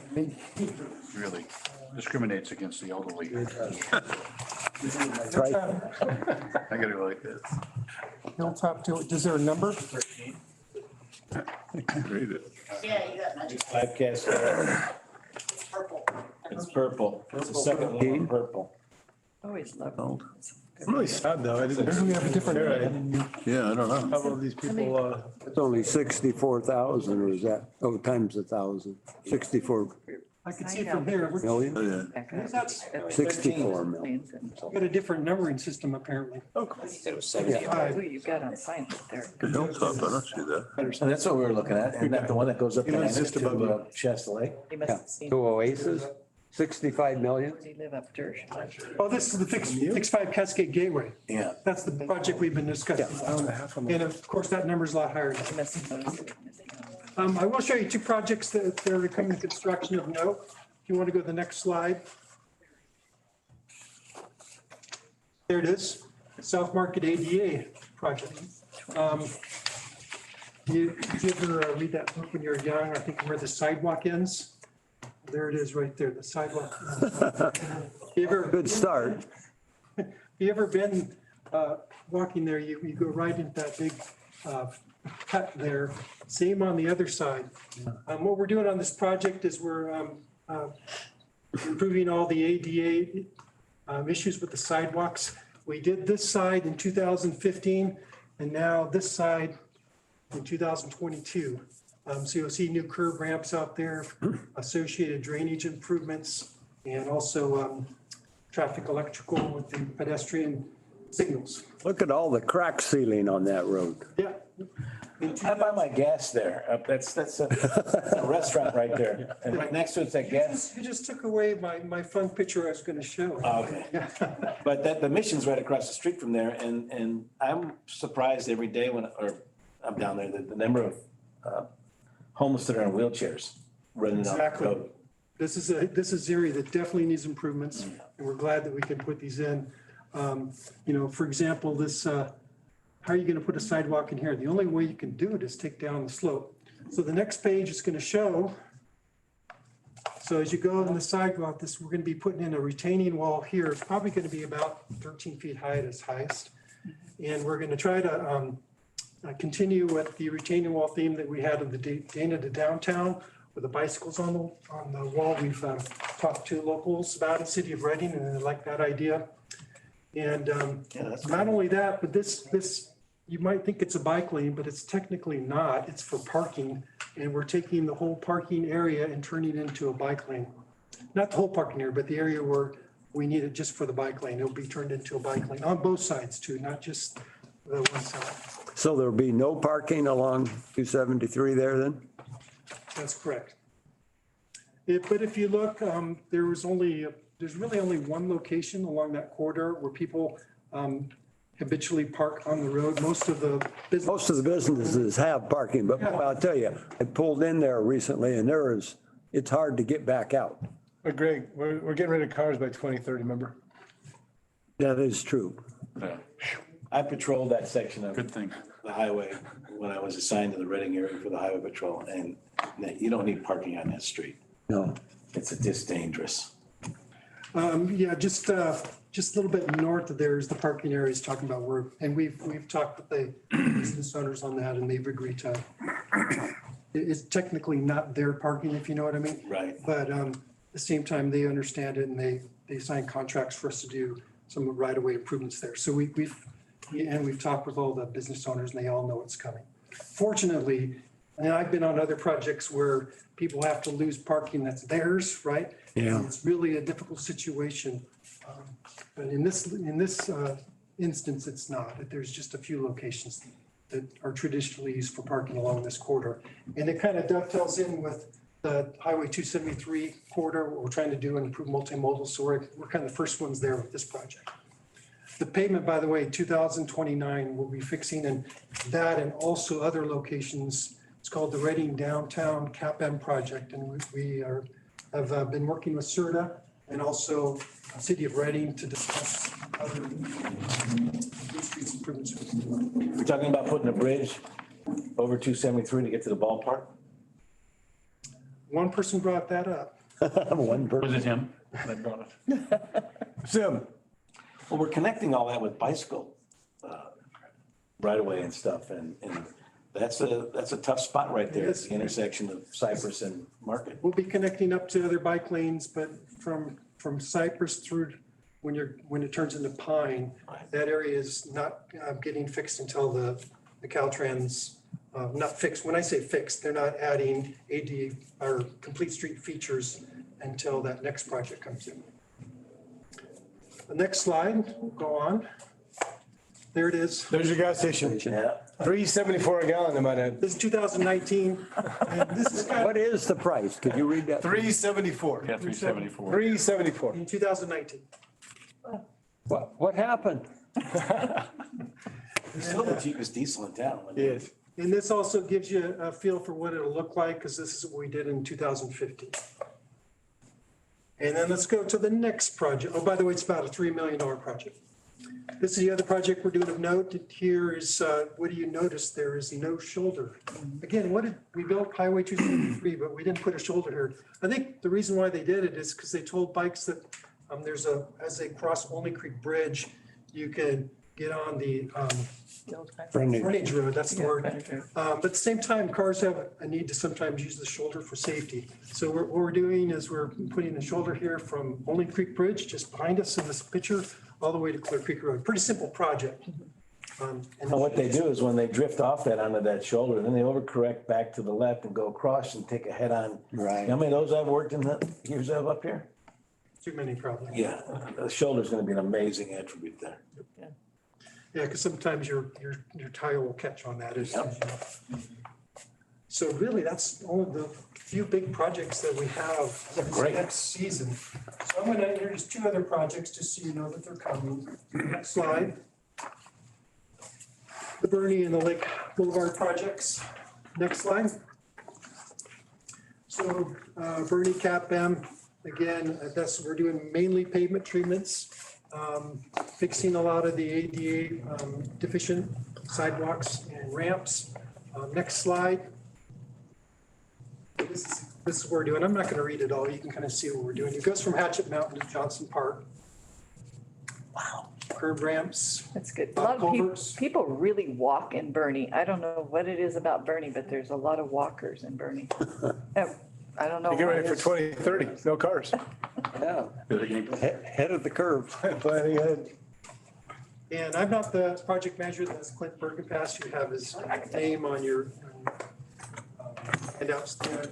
I think right now we're working with CERT because there's been some requests for additional improvements to the bike lane to see if we can fit in a buffered bike lane. There's been discussions on that. What's the proposed date or is there a date? And when that's going to construct, you probably will be awarded this year. They could do some stuff this year if they want, but the contractor, if they choose to, they can probably start construction next year. Nice. Next year, and it's 2023. Yeah. Right. But you may see them out there late this year doing a few things. It's up to the contractor. And then, excuse me, the next project, the Lake Boulevard pavement project. And again, this is gonna, improve the pavement on Highway 44, 299. 99, right. By the way, this used to be Redding's, Redding used to own it. Do you remember that? City of Redding? And we basically did our routing, and then Highway 273 and 44 was all involved in this. I think it was 2004, I can't remember now. But so we inherited these signals from Redding, so we're replacing them because they're aging out. And we're also going to improve this multi-use path, kind of keep it closer to the road. And we're going to combine it with other ATP projects that CERT is working with us on. One of them is called the Rattle project. The goal with the Rattle project and this multi-use path is from basically around McDonald's there on Lake Boulevard, clear out to Shasta College. We'll have a multi-use path. It'll be on one side of the freeway, clear up to where Bethel is, basically, the existing Bethel. And then it'll go under Churn Creek Road and then go on Collier, clear out to Shasta College. So this is a portion of it that we're improving with this project. Next page, next slide. So this is some of the things we're doing. I'll let you read that if you have questions. 30 million. These days, that's kind of a medium project for us. Yeah. And then this reconstruct the southbound I-5 on-ramp. You're probably interested in that. So get on the next slide. I use that a lot. You're on a bicycle here. This is kind of a tricky area there, especially going up this hill.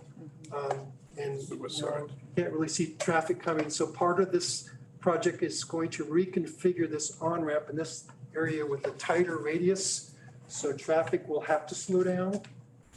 There was discussions, should we put traffic lights and such things as that, but it was decided that we shouldn't do that. But also the bike path will be next to the road, not up here. So as a driver will be able to see people there and that they won't just come out on you. So that's what we're doing in that location. That project will be constructed probably in 2024, 2 years. So you might see another presentation about that maybe next year. And that's the end of my presentation. Thank you very much. Any questions? Great job. Would you know anything about the Dersh Road culverts? It's the next, it's in the purple, so The purple, so that's in the Mary, you're killing me. plan. I gotta shut up, I know. I'll just ask. Bush Road, I'm not aware of that. one. It's just, it looks like culverts. Right, we'll talk later. Can't read it. That is, There's two of them. One that's is, Erica Collins. I can, that's right. You can call Erica Collins. Can contact you. That would be great, because Okay. I actually, we had a big flood event there and I had to go clean out a bunch of, and the county came, it was a big mess, so I'm glad to see you're working on that one. Not on Dersh Road, it's mainly on The mill- 44 near. This is Millville Plains where it goes into Dersh. And anyway, it's, Okay. I'm glad, I'm just saying, good job. Follow Erica. Yeah, that'd be great. Thank you. Thank you. Okay. Thank you very much, sir. All right, we're going to move on to our last agenda item, item number 18, suggestions from the board members relative to potential topics for future board meetings. I just had a question. This is a very homey thing, but, way to have a meeting. But do we have any public online? Michael, did we have people watching? Yes, we do. How many? We have 4 people connected via client and someone by phone. Oh, well, that's more than than we would know about. Yeah. But I was just wondering, do we have the capability and plans to eventually return to a full public meeting like in the county? We're on the same page.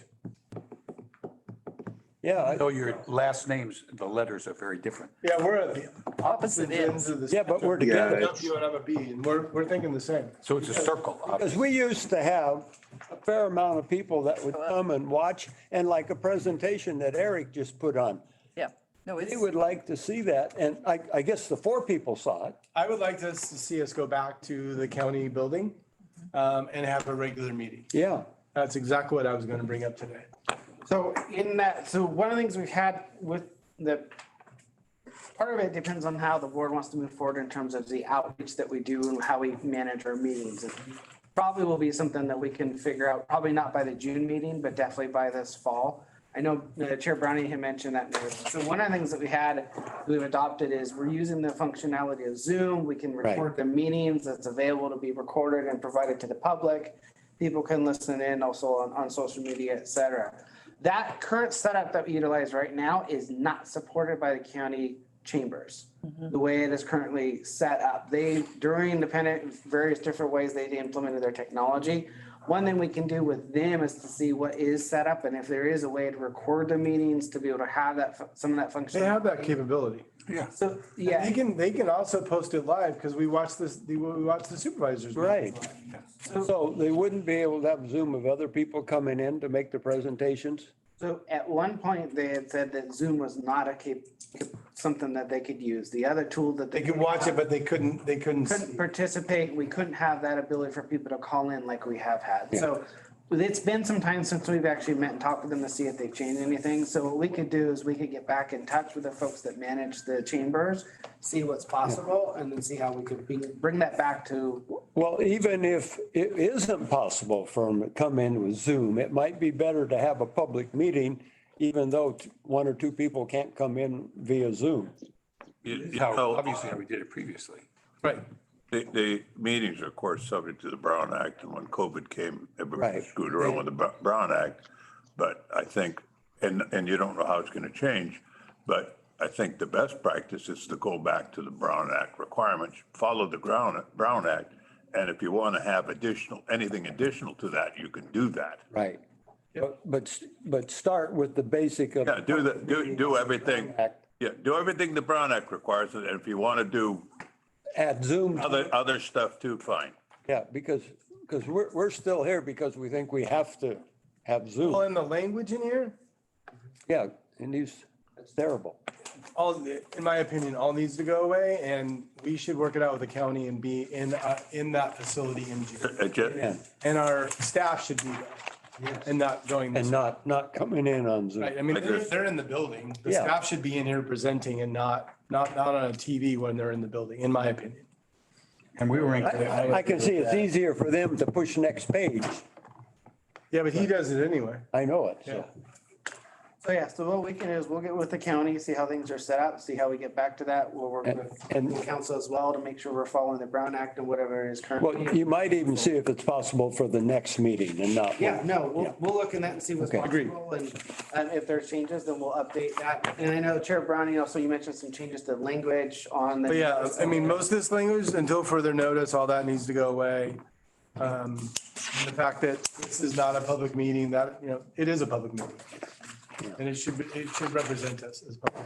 Right. So what we're. Officially, Fauci ended it all yesterday and then turned around and didn't go to dinner because of it, but that's a whole different story. Let's keep going. Who? Who? Yeah, who? So we'll work on clean up the language there with legal and also with Chair Browning to meet the needs there. And then we'll let you know as soon as we can, whether or not we'll be at the chambers or not. Anything else? All right, we're done. All right. Thank you, everyone. Thank you. Have fun. See you, Mary.